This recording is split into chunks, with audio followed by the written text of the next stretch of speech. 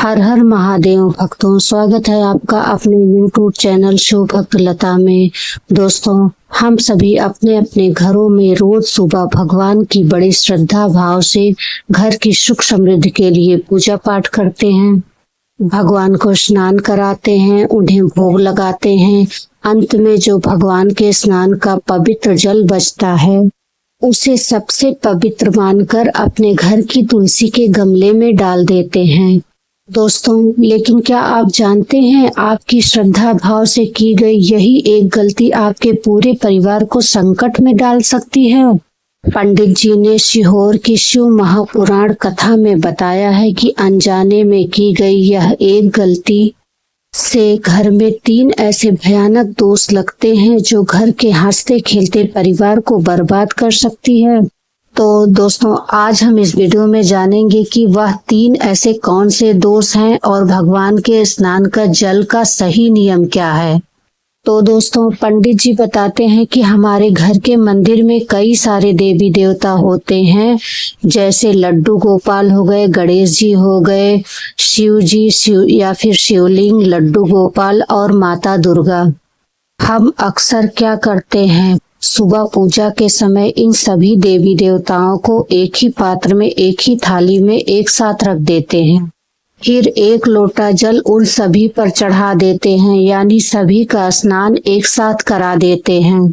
उसके बाद मूर्तियों को वापस पोंछ के मंदिर में स्थापित कर देते हैं और इस पात्र का सारा मिश्रित जल, मिला हुआ जल ले जाके तुलसी के क्यारे में डाल देते हैं। जबकि शास्त्रों में माता तुलसी को हर एक देवता का स्नान कराया जल अर्पित करना वर्जित माना गया है।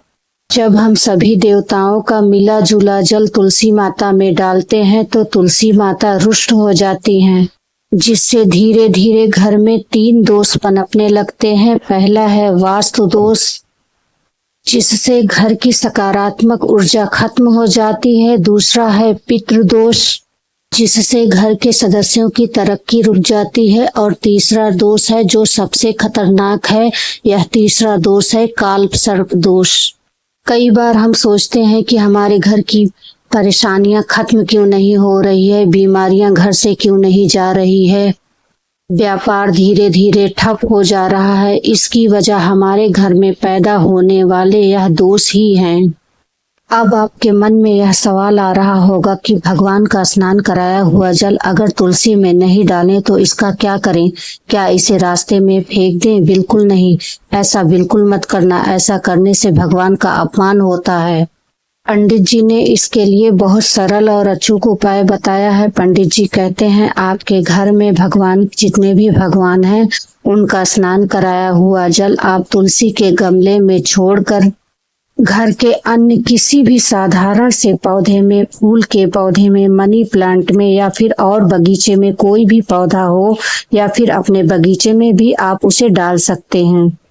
और जहाँ तक तुलसी जी की बात है तो तुलसी जी में आप एकदम साफ और स्वच्छ जल चढ़ाएं और इनकी परिक्रमा करें। शाम को घी का दीपक जलाएं। शास्त्रों का यह बदलाव छोटा सा करके देखें, आपकी दशा और दिशा दोनों बदल जाएगी। यहाँ पर पंडित जी ने एक बहुत ही सुंदर बात कही है। उन्होंने कहा है, पूरे ब्रह्मांड में केवल 2 ही देवता ऐसे हैं जिनको सीधे जल चढ़ाया जाता है। पहले नंबर पर महादेव और दूसरे नंबर पर सूर्य नारायण।